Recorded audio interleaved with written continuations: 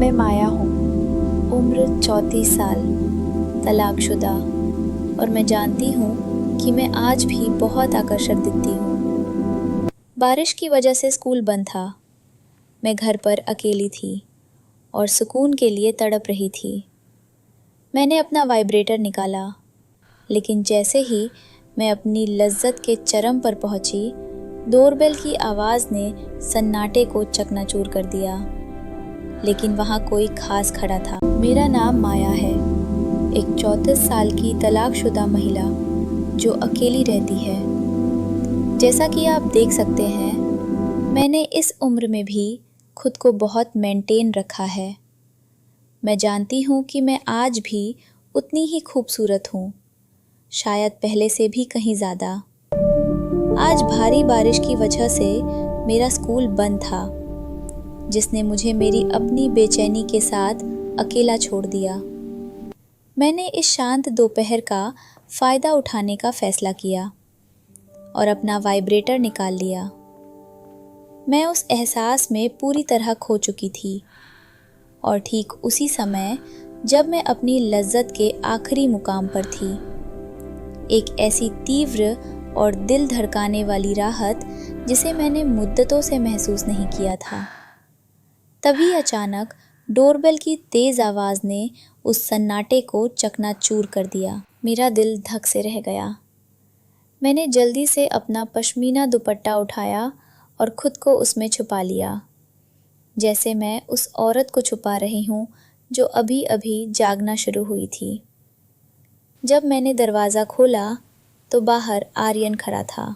वह तो बस एक कुरियर था जो मेरा पार्सल देने आया था, लेकिन जब मैं उसे चेकआउट कर रही थी तो मुझे एहसास हुआ कि उसकी आंखें भी मुझे स्कैन कर रही हैं, एक गहरी और मदहोश कर देने वाली नज़र के साथ।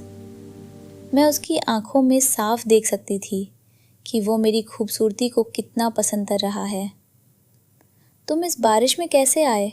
मैंने पूछा। मेरी आवाज़ में थोड़ी थरथराहट थी। बाहर बहुत डेंजरस है, मगर उस पल में ये नहीं जानती थी कि वो सिर्फ मुझे देख नहीं रहा था, बल्कि वो मेरी डिस्परेशन को भी महसूस कर रहा था। वो तड़प जिसे मैं छुपाने की कोशिश कर रही थी, उसने भांप ली थी। वो पूरी तरह भीगा हुआ था। उसकी सफ़ेद टी शर्ट उसके चौड़े सीने और मजबूत कंधों से चिपकी हुई थी, जिससे वह कपड़ा लगभग पारदर्शी हो चुका था। वो तूफान का कोई शहज़ादा लग रहा था। हमारी नज़रें मिली तो मुझे डर नहीं, बल्कि एक गहरी कशिश महसूस हुई। ऐसा लगा जैसे कमरे की सारी ऑक्सीजन अचानक ख़त्म हो गई हो। तुम इस तूफ़ान में वापस नहीं जा सकते आर्यन। सड़कें डूब चुकी हैं, अंदर आ जाओ। सके आने से मेरा अपार्टमेंट छोटा महसूस होने लगा और फ़िज़ा में बारिश और गीली मिट्टी की खुशबू फैल रही। हम लाउंज में बैठकर बातें करने लगे। मुझे हैरानी हुई कि इस अजनबी के सामने मेरा वह टीचर वाला मुखौटा खुद ब खुद गिर रहा था। उसने मुझे अपनी ज़िंदगी और अपनी जद्दोजहद के बारे में बताया। मैं वहाँ बैठी उसे सुन रही थी, और जब वह अपने फ्यूचर प्लान्स और आर्किटेक्ट बनने के सपनों के बारे में बता रहा था तो मैं हाँ में सिर हिला रही थी। लेकिन मैं झूठ नहीं बोलूँगी, मैं हकीकत में उसके शब्द सुन ही नहीं रही थी। मेरे दिमाग में एक बहुत ऊंची आवाज़ चिल्ला रही थी, आओ और मुझे पालो, मैं तैयार हूँ। मैं उसके मजबूत हाथों को देख रही थी और कल्पना कर रही थी कि वे मेरी स्किन पर कैसा महसूस होंगे। मैं चाहती थी कि वे हाथ मेरे सीने पर हों और उनकी गर्मी मैं अपनी टांगों के बीच महसूस करूं। मेरा वह टीचर वाला मुखौटा टूटकर बिखर रहा था। मेरी डेस्परेशन मुझ पर हावी हो चुकी थी, और मैं सिर्फ ये सोच रही थी कि वह कब हमारे बीच की ये दूरी ख़त्म करेगा। जब हम बैठे बातें कर रहे थे तो हमारे बीच की हवा एक अनकही गर्मी से भारी होने लगी। मैंने गौर किया कि बात करते हुए उसकी नज़रें कभी कभी भटक कर मेरे सीने की तरफ चली जाती थी। उस पल मैंने अपना दुपट्टा और कसने के बजाय वह किया जिसकी मैंने कभी खुद से उम्मीद नहीं की थी। मैंने थोड़ी सी हरकत की और अपने दुपट्टे को जानबूझकर थोड़ा सरकने दिया ताकि नीचे का हरा रेशम उसे साफ नजर आए। मैं चाहती थी कि वह मुझे देखे, मुझे घूरे और उस खूबसूरती की तारीफ करे जिसे मैंने मुद्दतों से छुपाया हुआ था। मेरा दिल ज़ोर ज़ोर से धड़क रहा था, लेकिन उस वक्त मुझे एहसास हुआ कि मैं इस तरह की अटेंशन के लिए कितनी बेकरार थी। मैं चाहती थी कि कोई मुझे शिद्दत से चाहे और मैं चाहती थी कि वो इंसान आर्यन हो। अचानक क्रैक की आवाज़ आई। छत की एक लकड़ी की पट्टी टूटकर मेरे कीमती कैबिनेट पर लटक रही थी। मैं इसे ठीक कर सकती हूँ, मैंने स्क्रू ड्राइवर पकड़ते हुए कहा। नहीं माया, ये बहुत ऊंचा है, उसने करीब आते हुए कहा। उसका वजूद मेरे इतना करीब था कि मैं उसकी गर्मी महसूस कर सकती थी। मैं तुम्हें ऊपर उठा लेता हूँ, ये सेफ रहेगा। उसके वे हाथ, मैं उनका एहसास कभी नहीं भूल सकती। वे बड़े, खुरदरे और अविश्वसनीय रूप से गर्म थे। जब उसने मेरी कमर को थामकर मुझे ऊपर उठाया, मेरा नाइट सूट उसकी हथेलियों के साथ थोड़ा ऊपर सरक गया। उसका सीधा स्पर्श मेरे जिस्म में किसी करंट की तरह दौड़ा। मैं हवा में मुअल्लक थी और मेरा जिस्म उसके मजबूत सीने से सटा हुआ था।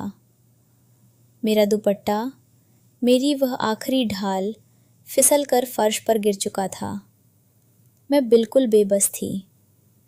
उसके अंगूठे रेशम के ऊपर से मेरी पसलियों पर थिरक रहे थे और उसकी गर्म और तेज़ सांसें मेरी गर्दन पर महसूस हो रही थी। जब उसने मुझे नीचे उतारा तो उसने तुरंत मुझे नहीं छोड़ा। उसने एक लम्हे के लिए मुझे अपने साथ खींच लिया। मैं काँप रही थी और हम दोनों जानते थे कि ये ठंड की वजह से नहीं है। वह हाथ पांव धोने के लिए वॉशरूम गया। जब बाहर आया तो उसकी आंखें बदल चुकी थीं। वो अब ज़्यादा आत्मविश्वासी नज़र आ रहा था। उसने मेरे वे लेस अंडरगारमेंट्स देख लिए थे जो मैंने सूखने के लिए डाले थे। उसने उस औरत को देख लिया था जिसे मैं छुपाती आई थी। उसने चाय का कप मेज़ पर रखा और धीमी आवाज़ ने कहा, माया, मैं एक सच्चा इंसान हूँ और सच तो ये है कि मैंने ज़िंदगी में कभी किसी चीज़ को इतनी शिद्दत से नहीं चाहा जितना इस वक्त तुम्हें चाह रहा हूँ। मैंने दराज में वो डिवाइस भी देख लिया था। मैंने वो तड़प भी देख ली जो तुमने छुपाई हुई है। अगर मैं यहाँ रहा तो मैं तमाम हदें तोड़ दूँगा। मैं तुम्हें वो प्लेजर दूँगा जिसके लिए तुम महीनों से तरस रही हो। मैं तुम्हें अपना नाम पुकारने पर मजबूर कर दूँगा। इसलिए तुम्हारी खातिर मेरा जाना ही बेहतर है। वह दरवाजे की तरफ मुड़ा।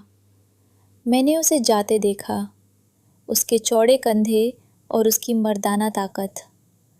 मेरे दिमाग की उलझन एक पल में ख़त्म हो गई। मुझे अब खामोशी नहीं चाहिए थी, मुझे ये तूफ़ान चाहिए था।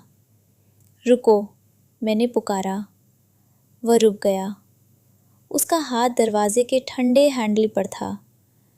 मैंने फर्श पर पड़े दुपट्टे की परवाह किए बिना उसकी तरफ कदम बढ़ाए। तुम रुक सकते हो, लेकिन तुम बारिश ख़त्म होने पर नहीं जाओगे। तुम सुबह सूरज निकलने तक मेरे पास रहोगे।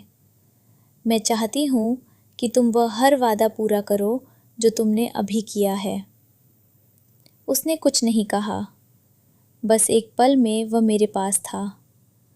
उसने मेरे चेहरे को अपने सख्त हाथों में भरा और मेरे होठों पर अपने होठ रख दिए। वह कोई मामूली बोसा नहीं था, वह एक रिक्लेमेशन था। उसमें बारिश, नमक और बरसों की प्यास शामिल थी। उसने मुझे दोबारा अपनी बाहों में उठाया। मेरी टांगें खुद ब खुद उसकी कमर के चारों ओर लिपट गईं और हरे रेशम की वह दीवार हमारे बीच से हट गई, जब वह मुझे बेडरूम की तरफ लेकर बढ़ा। उस रात उस तड़प ने हमारे लिए एक नया रास्ता खोल दिया। जुनून के उन लम्हों के बीच हमने घंटों बातें की। हमने अंधेरे में एक दूसरे को पाया, जबकि बाहर बिजली चमक रही थी। बारिश तो थम गई, लेकिन आर्यन कभी नहीं गया। वह कुरियर वाला अब इस घर का हिस्सा है। उसने वह घर डिज़ाइन किया जिसमें अब हम दोनों साथ रहते हैं। एक ऐसी जगह जहां अब कोई राज नहीं, और वह खामोशी हमेशा के लिए ख़त्म हो चुकी है।